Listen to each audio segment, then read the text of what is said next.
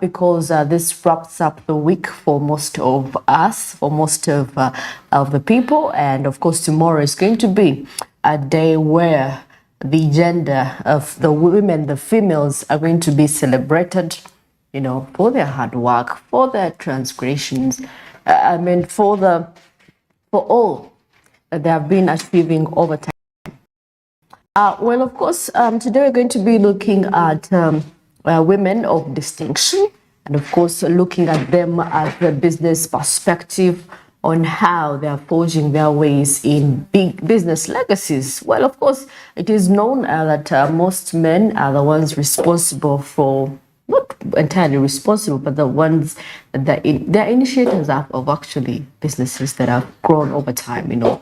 Living up to names, from name to name, from generation to generation. But of course, we've seen women triumph in this space, yes, and of course, looking at them at the perspective of women leadership on how they have triumphed over time. Well, of course, we have, a few examples here in Uganda of women that have, lived and seen success come from generation to generation, not that they've passed on, but of course, in their leadership positions, we've seen them taking leadership roles of CEOs, we've seen them taking EDs, managing directors, actually huge, renowned companies.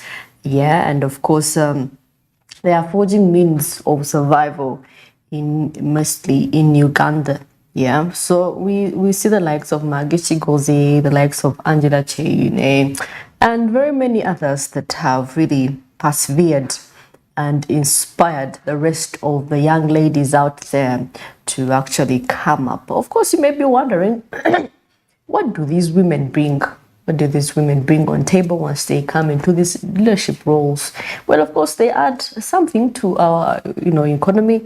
Of course, given the fact that when they have these businesses, when they have these investments, well, of course, 22% of women actually save.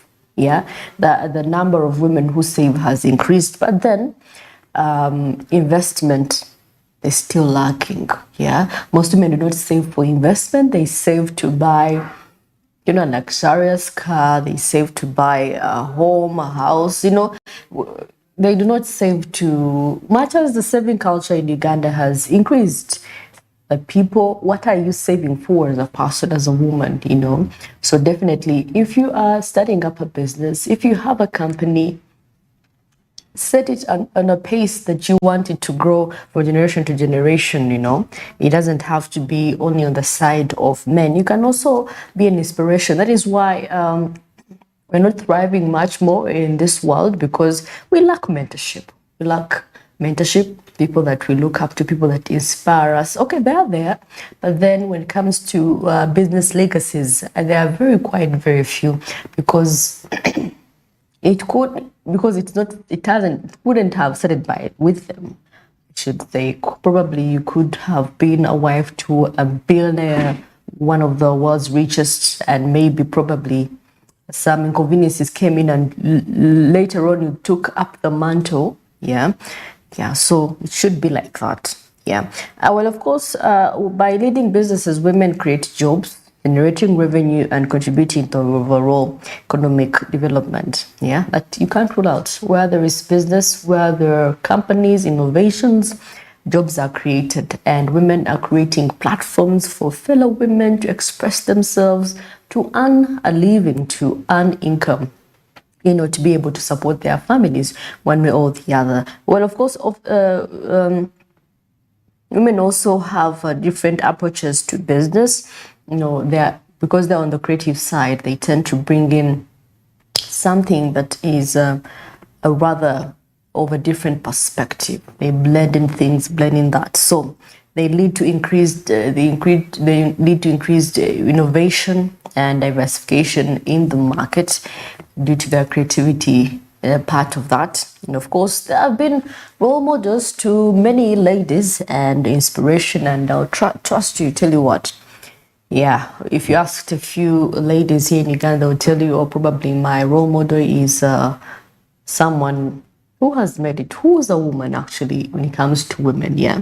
So in Uganda, at least we have people that we can look up to, though some of them have maybe involved in politics, but then even in business, yeah, there are some that we can look up to. It's with women, it's a diverse in fashion, in music, in industry, in business. I mean, it's a whole diverse. We have a whole a group. We have a huge diverse community that we can relate to, that we can look up to and be proud to say, you know what, I look up to that woman. She has been an inspiration for me. Yeah. So we have to really reach out. If there are women conferences, if there are youth conferences, you can go there and get a tip or two from those women that have made it amidst the different cultural norms that were there then, and then they're trying to beat it, the women emancipation, the feminism that has come recently.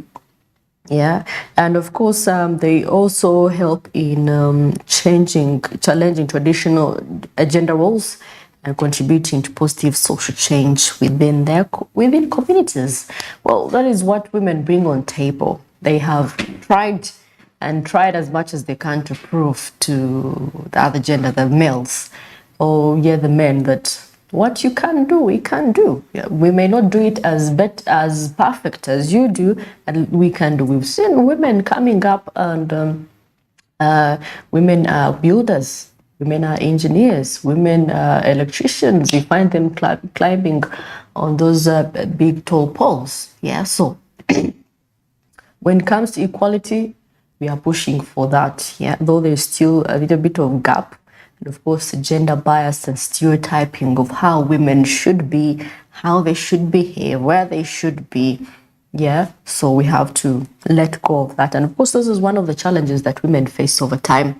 The gender bias and stereotyping of women, that if you're a woman, you don't have to do certain things. Yeah, but we have the same brain, we have the same legs, we have the same limbs, we have the same body, though other parts may be different, but then we can function as well as men.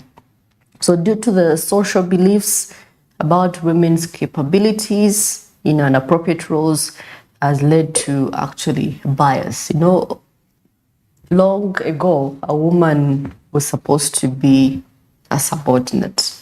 You were never, even if your husband passed on, you'd get another man, and you were supposed to submit and give respect to the head of the family. But it's here recently that women are heads of the family. Yeah, they fend for their children. They try to push for bigger opportunities. So definitely, though there are some cultures that still believe in those cultural norms and stereotypes of where women should be or where they should. So there's there's some discrimination, one point or the other. And of course, some companies do not deal with the fact that some women, because by nature a woman is supposed to be a mother, 1 year after the other, you are into maternity leave, you're into this and that, the child is sick. So for some, it's an inconvenience. It means you cannot be productive, according to them. Well, of course, there is also lack of access and mentorship, like I'd said earlier on.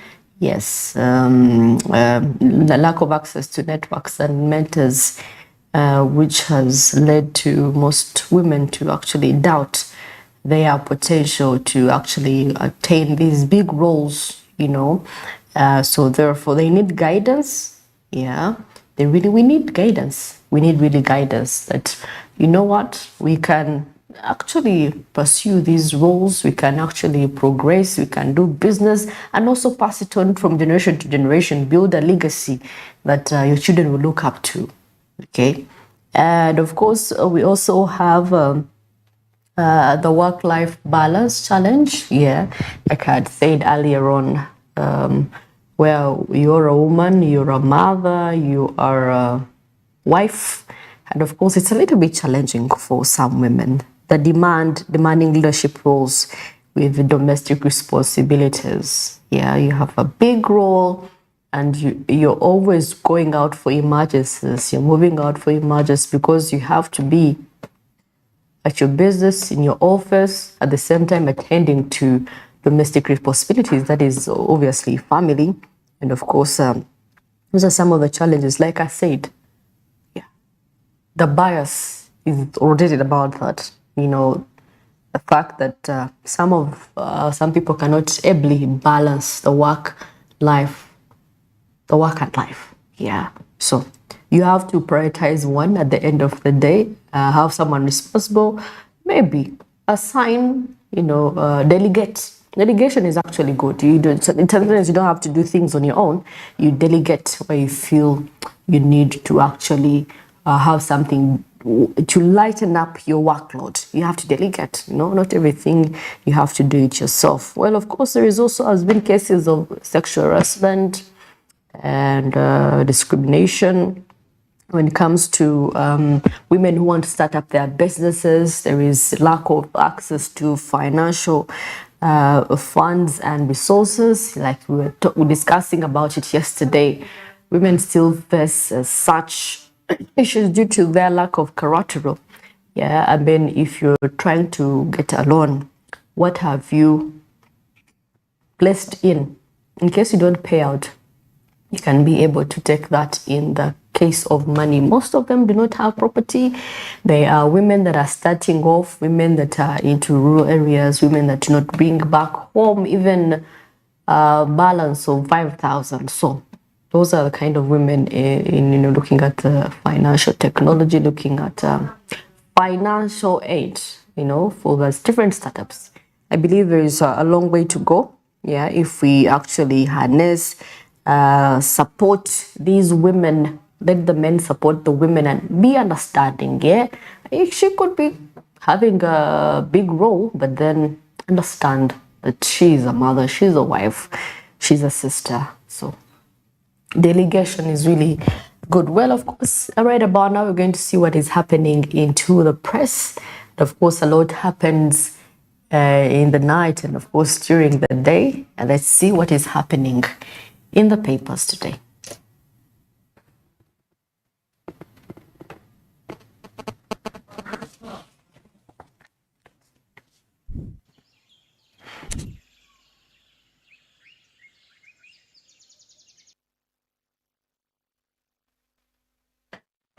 Well, of course, I have the New Vision and the Daily Monitor looking down at how it is alleged, I don't know, it's alleged that the police linked killer bullets to the private security guard. Of course, the city businessman wanted over a Bosa murder.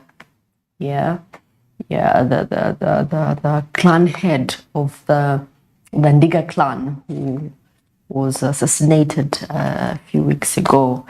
Yes, and of course, Museveni cautions European Union on politics. Yes, and of course, 4 Egyptians charged over murder as government plans to save the tea sector. Well, of course, we discussed about the tea sector as they feel like it's not being prioritized among the cash crops. It's only coffee and tea, and yet tea actually contributes a huge percent on the economic development, on the GDP, yeah, on the revenues, yeah. And of course, here a man confesses saying that they were paid 500,000 each to kill Kagezi. Yes, confessions are coming through. And of course, why African currencies are struggling, not leaving us ours aside.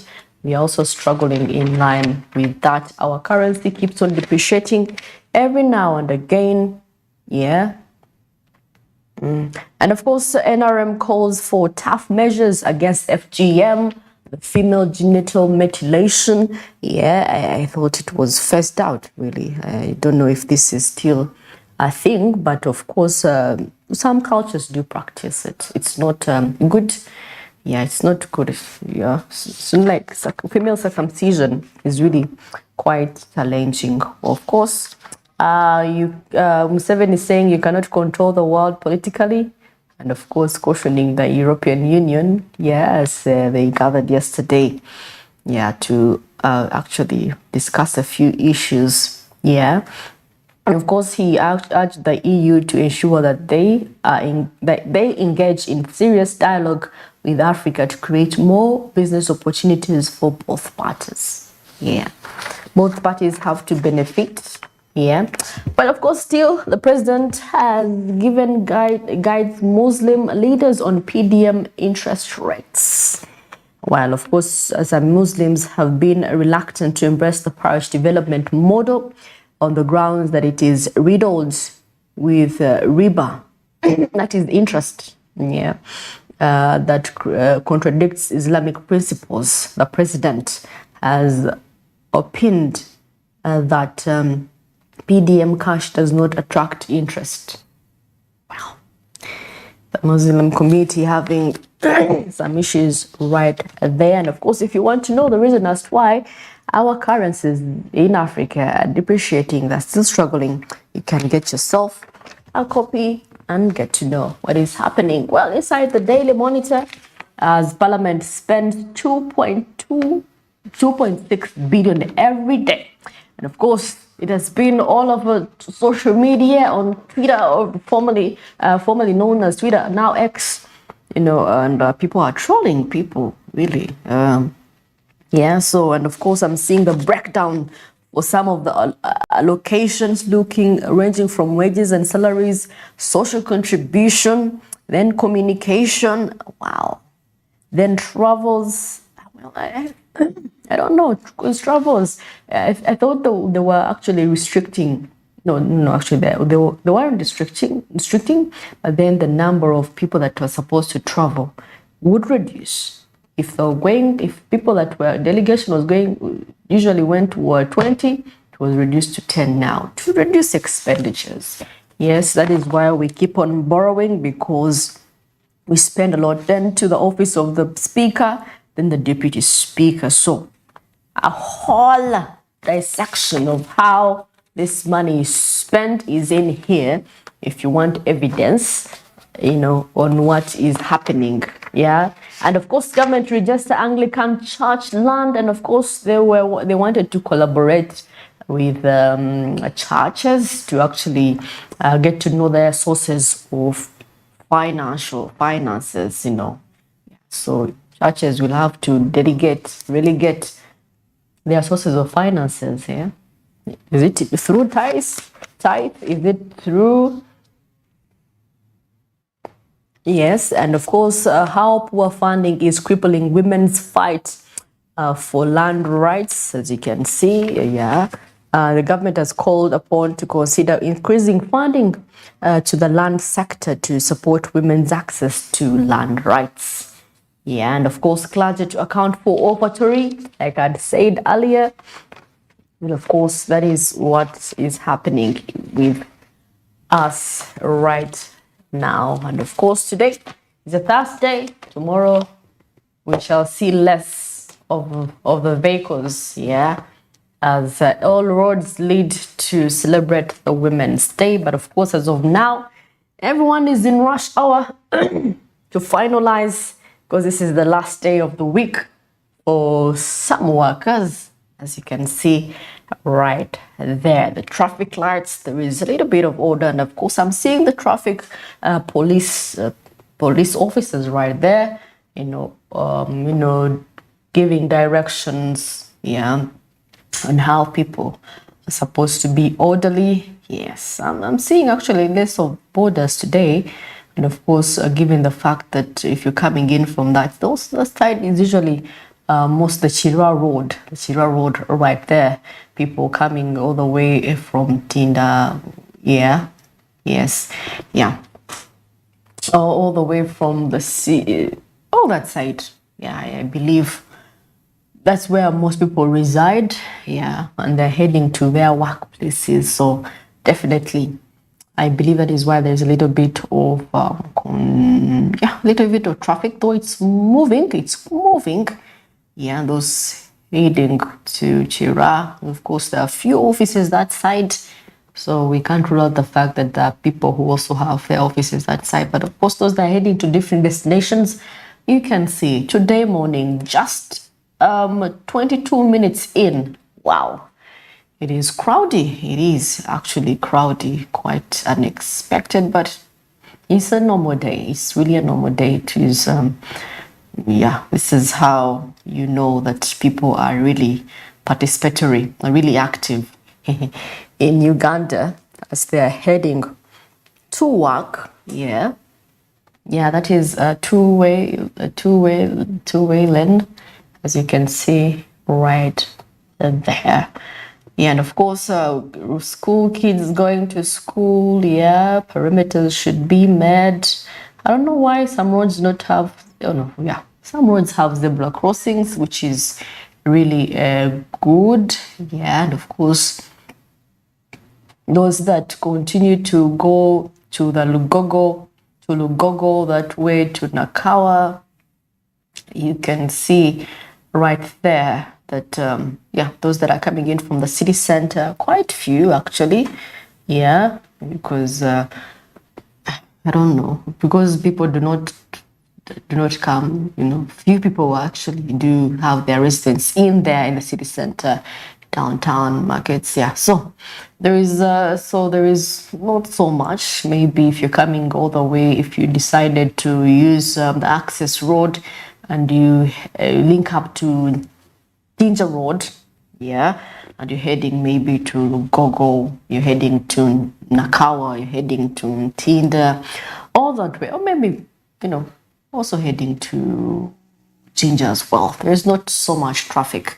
And of course, right about on the other side, we see, yes, borders are always in the front line, always in the front line, ready to create chaos even before they could give them access to enter. And of course, I love the fact that there is a little bit of order. You can see there is a little bit of respect when the students converge and they cross all at once. Yeah.